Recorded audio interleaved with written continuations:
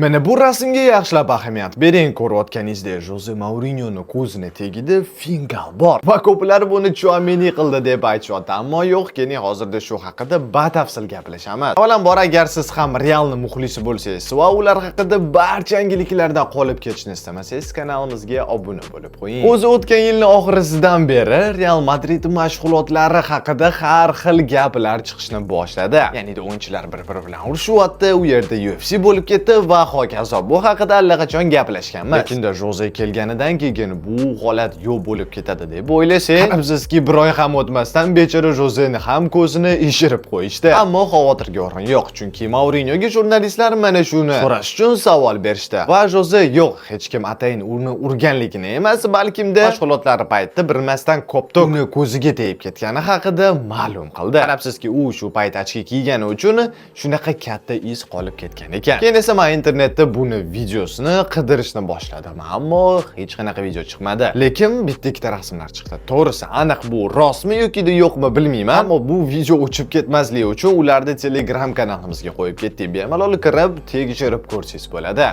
Xo'sh, nima deb o'ylaysiz? Qaysi futbolchi bunaqa debgan ekan murabbiyga? Izohlarda yozib keting.